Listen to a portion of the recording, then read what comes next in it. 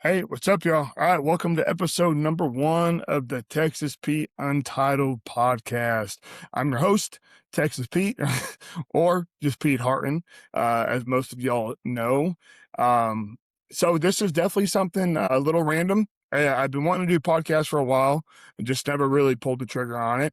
I recently just purchased this gym back in January, so I'm coaching full time. I'm doing the gym full time. I'm bodybuilding full time. And I am just kind of on a mission currently to create relationships with other people in the industry, out of the industry, hear different life stories. My life story is what y'all are going to hear about this episode, and just to get to know me a little bit better, behind the scenes stuff. But that's kind of what's motivating me to do this, is just, meet people, get to know people on a personal level, maybe bring some bodybuilders on here and know them on a personal level, not necessarily just them as an athlete, but them as a human being. You know what I mean? People from all different walks of life, all different struggles. That stuff interests me. It truly, truly does. So I'm excited to do that.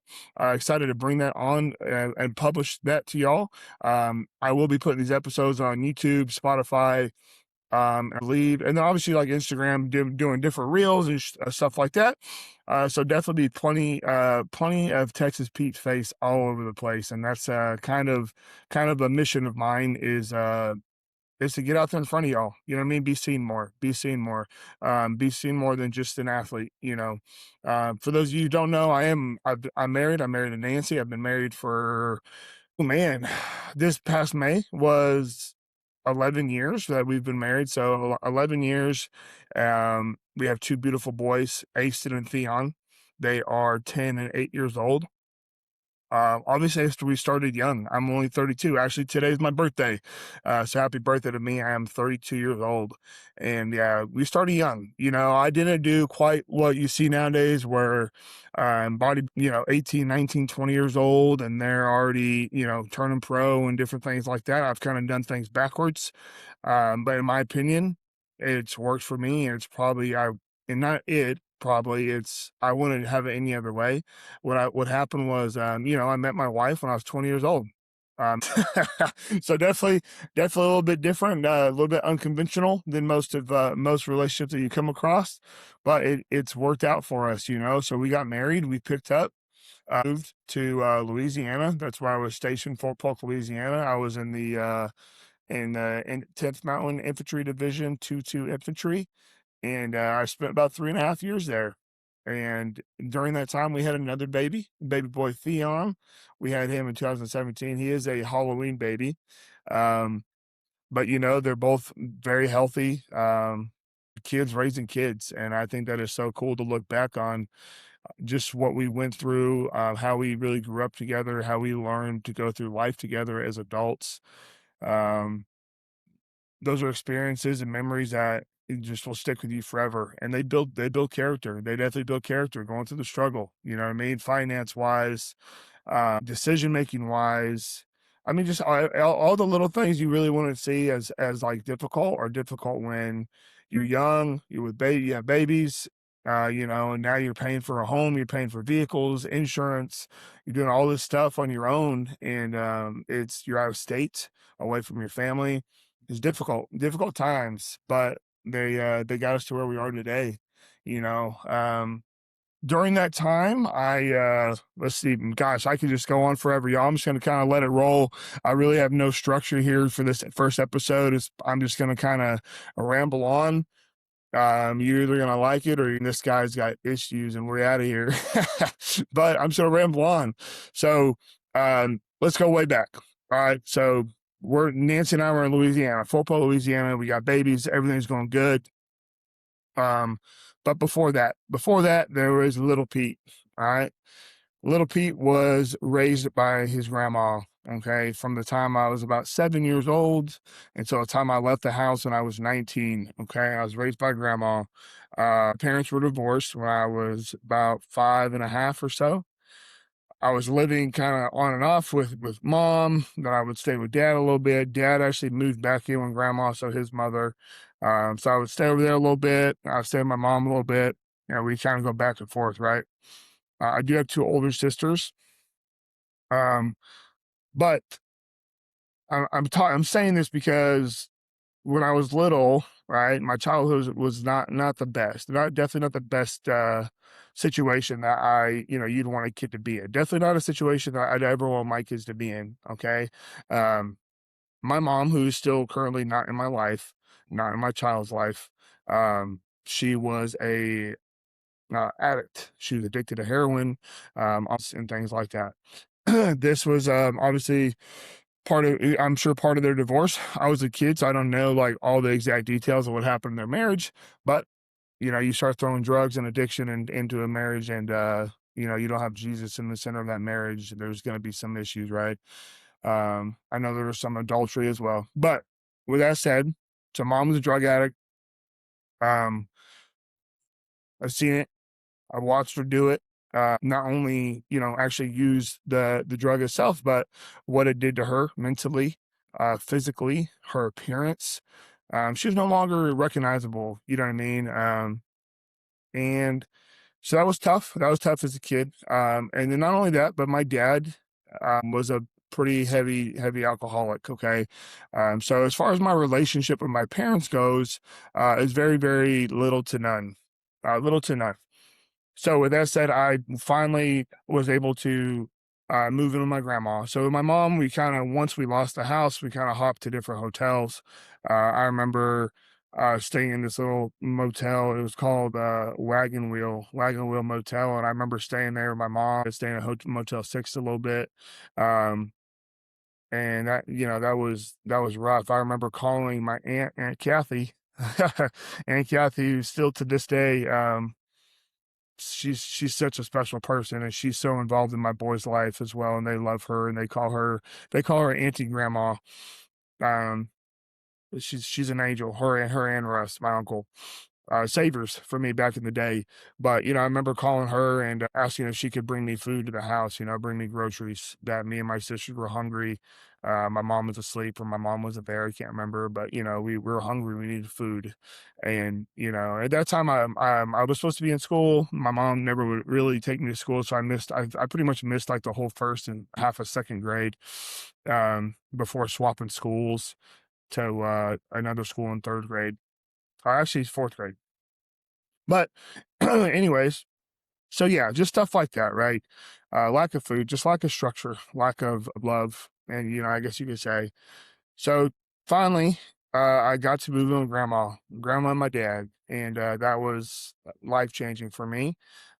Is Oh man, grandma was an angel. She was a perfect little grandma. She's a little bit older, not a little bit, but a lot older, not like nowadays. I'd be seeing some young grandmas. My grandma was a grandma.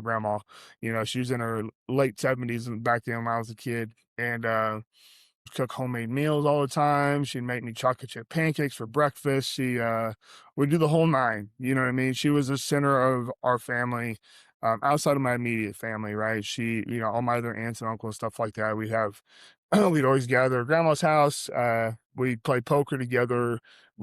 She really was the glue to our family, and that alone, y'all, that alone right there was what had carried me through my childhood, and had made me very much so the man that I am today. Although grandma was old, she was sweet as can be.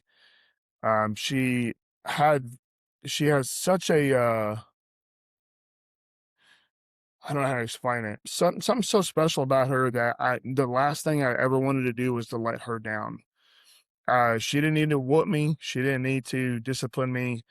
Um, because I honestly just respected her so much, that all I wanted to do was do good by grandma, you know. No, I didn't have like good grades. I wasn't a good kid in terms of academics and things like that. Um, but overall, though, I wasn't a kid, especially considering what I was exposed to, and then just the environment that I was in. So anyways, grandma was a huge part of my life, and to my success. My dad was not very much, he was involved, but again, if you've ever been around an alcoholic, you understand that the alcohol is everything. And when they are drunk, they are not the same person. You know, he's not really your dad. So yes, he would be at my baseball games. I played baseball growing up. I raced dirt bikes as a teenager. And, you know, he was there for me. Financially, he was there for me. But when it came to showing me love as a son, and different things like that, not so much. He's very absent in that aspect. And again, um, I always say that, you know, when him and my mom divorced, that he never healed from that broken heart. As cheesy as that sounds, you know, he never remarried, he never dated, never nothing like that. He simply loved my mom truly till the day he died. And he died in 2017. And so did my grandma. I lost them both in the same year. Okay. At that time, I was at Fort Polk, Louisiana with my wife. We had Aston then. She was pregnant with Theon. And they both died within 4 months, one in May and then one in September of 2017. And that was difficult. It was difficult because, like I said, I didn't have the best relationship with my dad as a kid. It wasn't until I was older, I was out the house, I was married, I was in the military, did I feel like we began having a relationship. You know, we talk on the phone, we text each other. I'd call him for things, um, advice and accomplishments, let him know anything that I accomplished I was proud of. And it was awesome. You know, I wish I had 20 more years of that. I did not. I found peace with that. You know what I mean? I found peace with that. The only thing that I've not found peace with, well, not necessarily I haven't found peace with, it's hard for me to understand, but I personally have learned from it, is my dad. You know, he worked for 30 something years as a diesel mechanic. He worked for Ryder.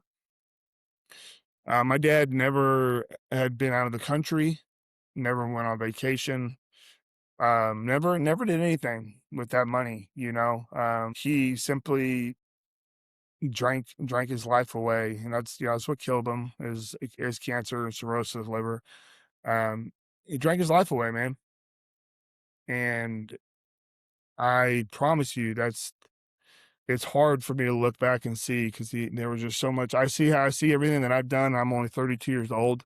I've seen everything that I've done, as far as travel and business and things I do with my kids, that he never got to experience, and it breaks my heart. You know, the fact that he was about 61 years old when he passed away, and never got to, in my opinion, live life like he wanted to, maybe.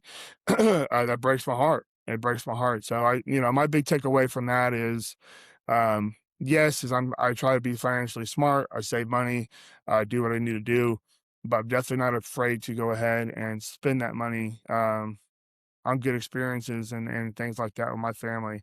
That's a big thing for me, is making memories. You never know how fast things could be taken away from you. And so for me, that's a big thing, is you know, if we got the money, we got the time, let's go somewhere. Let's pick up, let's drive to Florida, hit up Destin for a couple days. Whatever the case is, I don't want to die and have those regrets of not making those memories. So that's something to think about, y'all, for sure. Okay, so fast forward. That's enough about my childhood and stuff, I guess. Well, obviously, I'm sure this will come up in different episodes with different guests. Um, so that'll be pretty neat. So fast forward 2017, lost grandma and lost my dad. At that point, I was about halfway through my contract with the Army. I never did deploy. That was kind of why I said, you know, I'm kind of over this, because I was an infantryman, 11 Bravo, trained constantly at Fort Polk. If y'all know Fort Polk, you know Fort Polk, that we're going to train. We're going to be sleeping in the woods for weeks, and we're going to be getting after to get that work in. But when my orders got pulled and we did not deploy, I was a little frustrated. I just found no reason to be in the military anymore at that point. If I couldn't go overseas, and do what I signed up to do, I just found no purpose in staying in.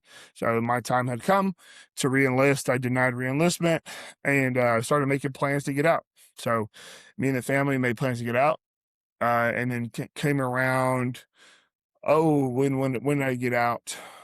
I think I officially ETS'd April 2019. I think I was already out because I had to leave saved up. So I think I was already here in Midlothian, Texas. I think maybe that January.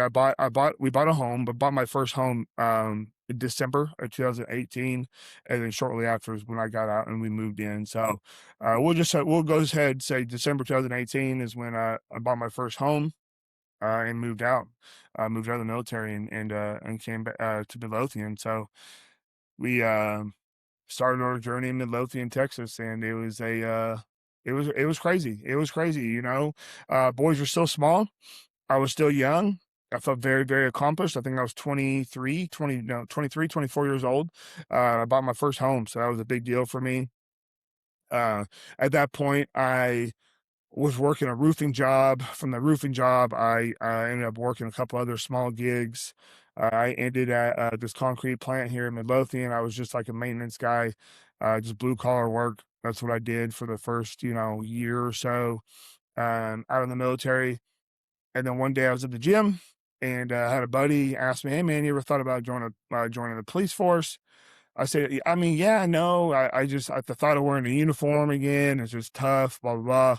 Long story short, next thing you know, I'm in the police academy during COVID. It hit, I think I started police academy that like February of 2020, and then COVID hit that March, right? So we were stuck in there during COVID. It was kind of a weird time. And then I graduated in August of 2020. So started my police career. I was a police officer there until just 6 months ago. All right. So up until January 2025. Okay. So about 5 years, I was a cop, and it was a fantastic time. It was a fantastic time. It definitely had its ups and downs. But it served its purpose for me. Learned a ton, absolutely learned a ton, met a lot of great people, um, saved some lives. Yeah, you know what I mean? I think, at one point, I had a really big passion for it. It was great, it was fantastic, and then I got to a point where all I could think about, and then I started bodybuilding. Okay, I'll just say that. I started bodybuilding, um, during 2020, and then I hopped back on stage, or well, technically my first show, August 2021. And then it was kind of over from there. I re-fell in love with it. Up until then, I was of course lifting weights. I was training. I was powerlifting. I did a men's physique show way back in 2014. Prepped myself, really random. I hated it so much that I was like, I'm never doing this again. Well, fast forward 6 years later, and I was doing it again, right? And doing it at a different level. Hired a coach. She coached me for the first couple years of my bodybuilding journey, career, whatever you want to call it.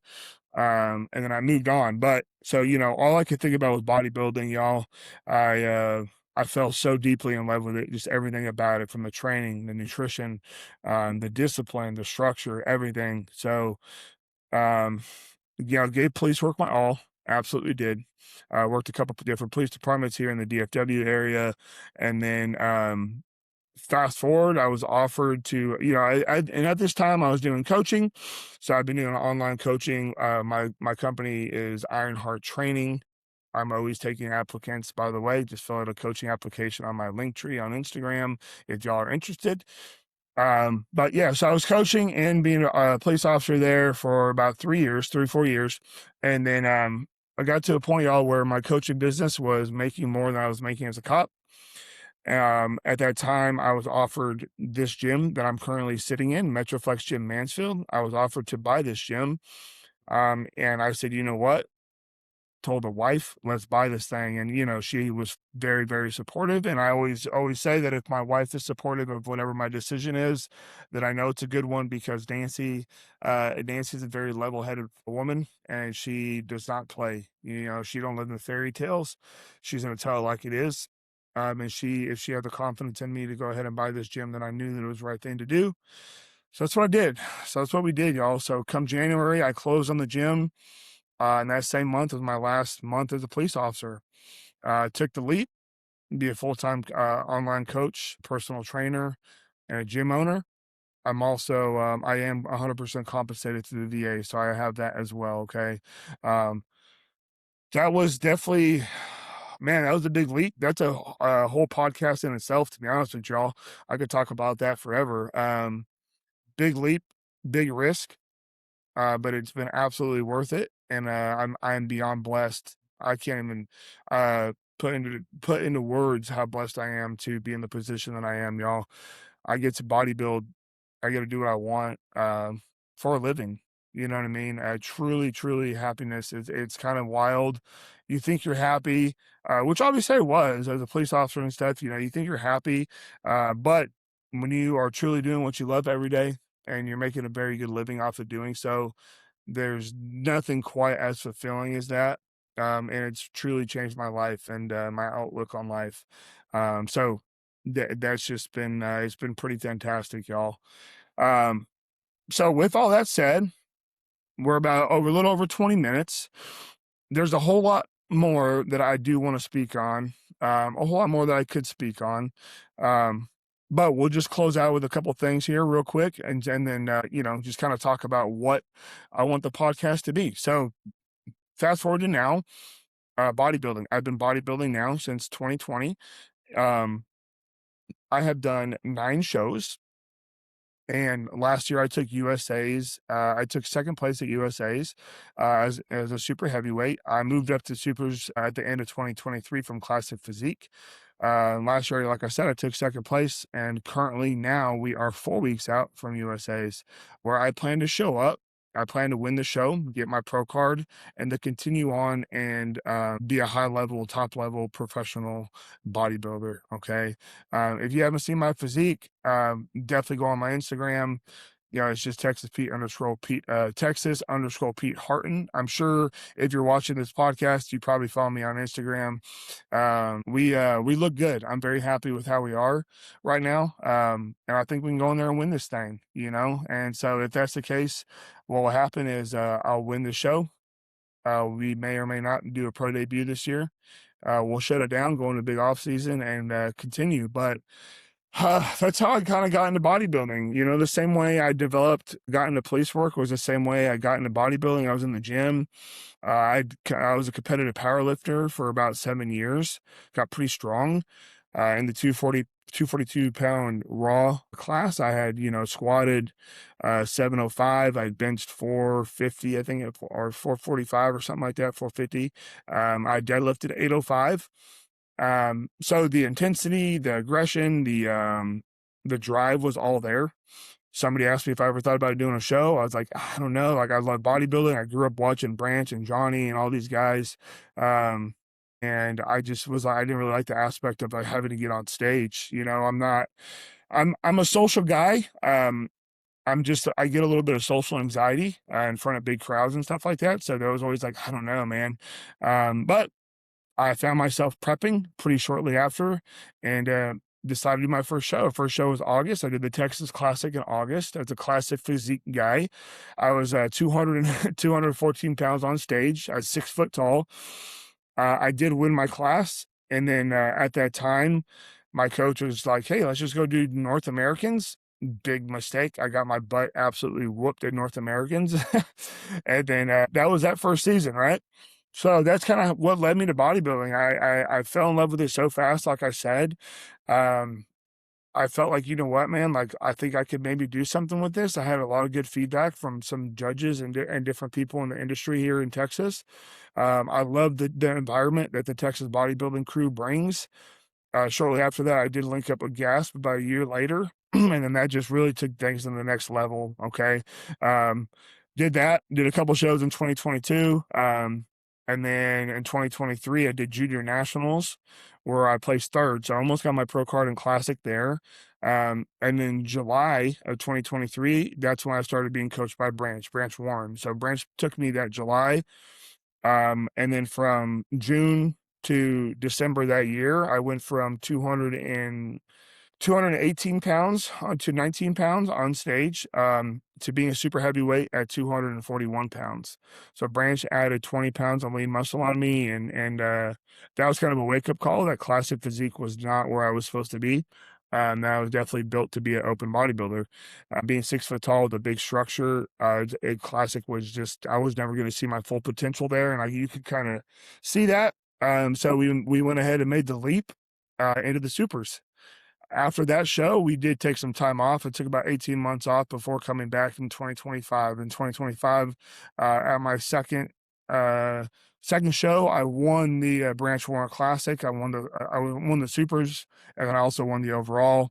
And then 4 weeks later, I went to USA's and I placed second. So here we are, a year later, and we're going after that pro card, y'all. So I'm very excited about it. Have a ton of support. This prep has definitely been different, being a full-time bodybuilder and just owning the gym and coaching people, not having to be a police officer or working night shift or different things like that, has made this prep a whole lot more smooth. And I'm able to really, really just nail every factor that goes into a prep, and it's showing through my physique very much so. So I'm excited. I have a lot of support, y'all. Gas and Better Bodies. Words can't describe how thankful I am to be a part of them and be an athlete for them. Code PH if y'all ever need some merch. But, MJ, Branch, Johanna, Cody, all y'all up there, man, at Destination Dallas. Yeah, huge support. So I love y'all. I got Authentic Aminos supporting me, Stormbringer Nutrition supporting me. So, obviously, y'all, if you can use my code, support me any way you can. It's going to help me. It's going to help this podcast with making this better content. Hopefully, this comes out okay. It's my first one. I'm sure it's gonna be a little rough. Hopefully the audio turns out okay. I do have my mic here, and we'll see. Okay. But anyways, besides that, that's kind of what led me to bodybuilding, y'all. Obviously coaching too. I'm coaching online. I'm coaching prep clients, lifestyle clients, the whole nine. I'm doing personal training up here at the gym, of course. And so I'm staying busy. I feel like I left police work thinking that my life would settle down. Boy, was I wrong. My life is busier than ever. But it's all my busy, and I've created it for myself. And that's what's such a cool thing about it is it's not for somebody else. It's for me. It's for my family. The more work that I put in, the more reward that I'm seeing. And that's a good feeling. Okay. Let's see what else. I guess that's about it. I think for the next few episodes, well, basically next episodes forever, I plan to do guests. Okay. Probably just one to two guests at a time. And like I said, I want to talk to these folk. I want to hear their story. I want to dive deep into their whys. My why is my family. That's all I need to be motivated, y'all. On these days of prep, when I wake up and I'm tired and I'm struggling, all I think about is my wife and my boys. At the end of the day, what I do, what fulfills me, what gives me peace and joy, happiness, is one, Jesus Christ, but two is my boys and my family being happy, and them being comfortable, and them having the finances and to do things that they want to do, to go order pizza with their buddies, you know what I mean, or my wife will get her nails done, whatever the case is, like that. That is so awesome to me. Just all these little things like, that I didn't have growing up from my sons, and so I try to give them everything I can. Obviously in perspective, right? You can't get them too spoiled. We got to have a limit as parents. They got to have some structure. They got to understand discipline, and how to earn things. But they know dad's going to spoil them, and they know dad's going to go work his butt off if he's got to, work extra to make things work, right? And so that's how it should be. And so that's what's exciting. It's exciting about this new journey for me, that y'all are really basically coming along with me for the ride. It's still new. It's only about 6 months into this. And I'm excited to do this podcast, excited to get to know more people on a deeper level, get to hear their stories, learn from them as maybe they'll learn from me, and and give these stories to y'all, so y'all have something to listen to while you're on the cardio, or while you're taking a long distance drive, whatever the case is. You're gonna have some content to watch. Okay. So with that said, that's the podcast, kind of the setup that I plan to do. And I'm looking forward to it. So I guess with that said, y'all, I think 30 minutes is a pretty good first one. Um, I hope I hit everything for the most part. I'm sure I forgot some stuff. I ain't perfect. But I'm excited. I'm excited. Okay. So, anyways, y'all, thank you for joining the Texas Pete Unfiltered podcast. And I will catch y'all next time. I will be doing these once a week religiously, maybe twice a week. And I will not miss because I'm one consistent mother effer. All right. I miss y'all. So we'll stay consistent on these. Please give me feedback, comments, like, subscribe, all that good stuff. That's really going to be very, very helpful for me, especially when I do like the Q&A submissions on my Instagram and stuff like that. The more interactions that we have, the better this is going to go. So again, thank y'all so much. Thank you for coming in my office here at Metroflex Gym Mansfield. If you are in the area, if you're not in the area, but you're here for maybe a show or whatever the case is, please come by. This gym is pretty sick. I think you're going to love it. We get down out here, no AC in the Texas heat, baby, and we make it count. So with that said, y'all, again, thank you so much for joining me. Maybe you enjoyed listening to me ramble on a little bit about my background. Maybe you're like, this dude's annoying, whatever. But with that said, give me your feedback. Okay? So I'll catch y'all next time, and hope you have a beautiful day. It is Saturday. It's actually my birthday, like I said, so I'm going to go enjoy my birthday, and we'll go from there.